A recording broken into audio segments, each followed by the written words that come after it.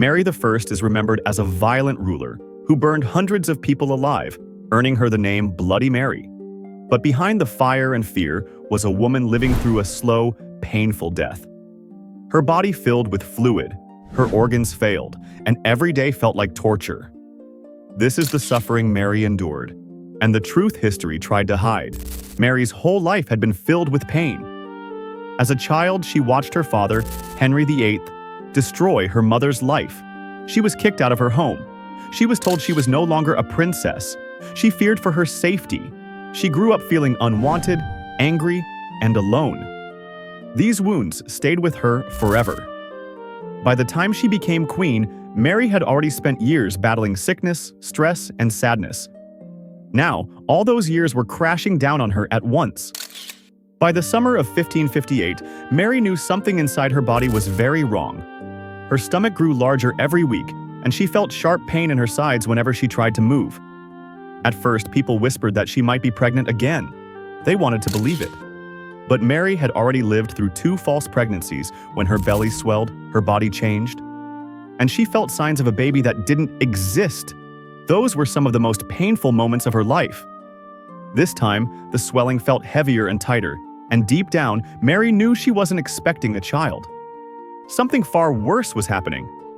Her skin began turning darker. She had trouble eating. She struggled to sleep. She felt weak from morning until night.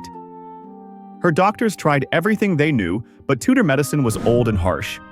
They gave her bitter herbs, bloodletting, and warm drinks, none of which helped. They didn't understand the real cause because the real cause was something they had never been trained to see. Today, we know Mary was likely suffering from ovarian cancer that had spread to her liver, filling her body with fluid and pain. But in the 1500s, there was no cure and no relief. Outside her sick room, England was falling apart too. A terrible flu had swept through London, killing thousands. Food was running out after bad harvests. People were frustrated, frightened, and tired. And Mary's dream of returning England to Catholic rule was collapsing faster every day. Almost everyone at court knew Elizabeth, Mary's half-sister, would soon be queen. And because Elizabeth was Protestant, everything Mary had fought for would disappear the moment she died. Servants, advisors, and nobles slipped away quietly to visit Elizabeth at Hatfield. Some left in the middle of the night. Some told lies, saying they needed to visit sick family members. Others simply never returned. Even important people Mary trusted, people she had known for years, walked away to save their own futures. Mary noticed every missing face, but she was too weak to do anything about it. What made everything worse was the silence in the palace. Mary had once been surrounded by music, prayer, and conversation. Now her rooms were quiet, except for her painful coughing and her whispered prayers. Even the sound of footsteps in the hall grew rare.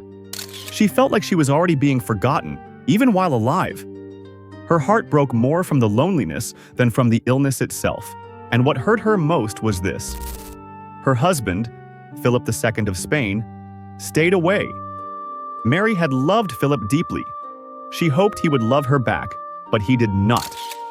To him, the marriage was political. When it became clear Mary could not give him an heir, he lost interest. He left England and never returned. Mary wrote him letter after letter begging him to come. But Philip sent short replies and excuses. She spent her last months calling his name, not knowing he had already moved on with his life.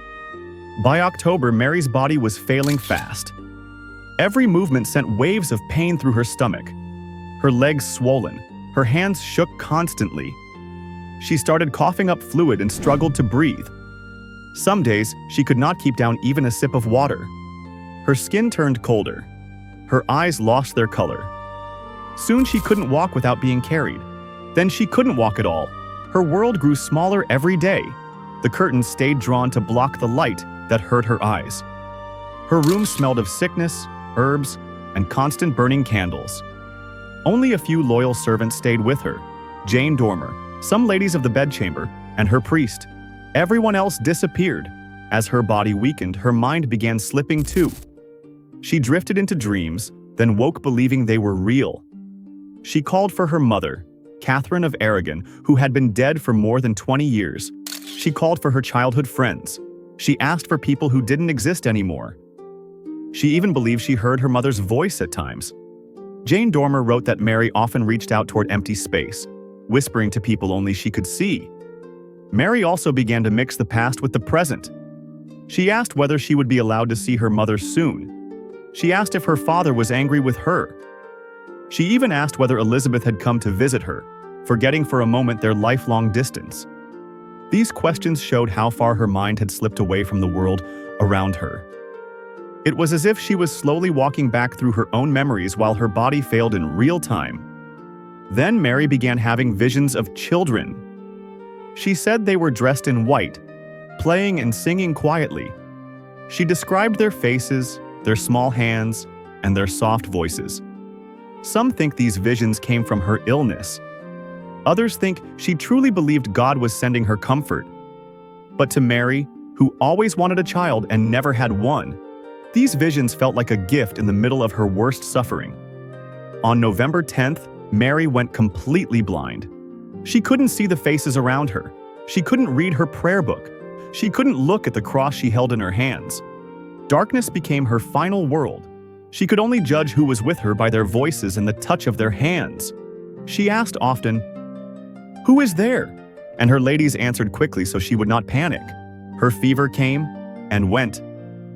One moment she burned with heat. The next, she shook with cold. The pain in her stomach grew so strong she cried out without meaning to.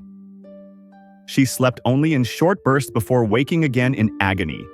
The fluid inside her body made breathing harder every day. She was slowly drowning from the inside. In her final days, Mary tried to face death with faith.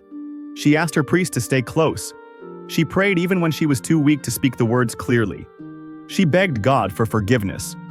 And she asked again and again if Philip had sent word. Her servants continued the lie. "Your Majesty, he is on his way." They knew Philip would never come, but they could not bring themselves to tell her the truth. On the night of November 16th, Mary grew very quiet. She spoke less and less. Her breaths came in long, shaky gasps. Her priest gave her the final rites. Her ladies held her hands so she would not feel alone. Candlelight flickered across the room as everyone waited. Around dawn, during the most sacred moment of the Mass, something happened that shocked everyone. Mary, who had not spoken clearly in days, suddenly joined the prayer. When the priest lifted the host, she whispered the words, "Lamb of God, have mercy on us." Her blind eyes opened wide. For a moment they seemed to focus on something only she could see. And then she smiled. A soft, peaceful smile no one had seen in months. Moments later, her chest rose one last time, and did not rise again. At first, no one reacted. They thought she had slipped into sleep, but when her doctor checked for a pulse, he found none. The queen who had ruled England with fire and fear had died quietly in a dark room, surrounded by only a handful of people. Right away, her coronation ring was removed and rushed to Elizabeth. The message was clear. One queen had died, and the next must rise. Mary's body was washed, wrapped, and prepared according to Tudor tradition. The embalmers found large tumors and several gallons of fluid inside her. They did not understand what it meant, but today we know the truth.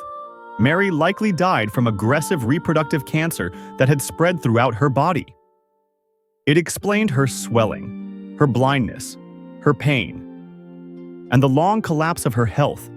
Her coffin was displayed for weeks, covered in rich cloth and surrounded by candles. Many people came to look at her. Some mourned, some felt nothing, others were relieved, but every person who saw the coffin knew one thing: Mary's death marked the beginning of a new England. When the funeral came, Mary was buried in Westminster Abbey. She wanted to rest beside her mother, but that wish was ignored. Years later, Elizabeth's coffin was placed directly on top of Mary's. The two sisters, who lived with tension and rivalry, now share the same tomb forever. Mary Tudor's life was marked by pain, fear, and disappointment. She ruled with harshness, but she also suffered more than most people ever realized. She is remembered as Bloody Mary, a queen who burned hundreds.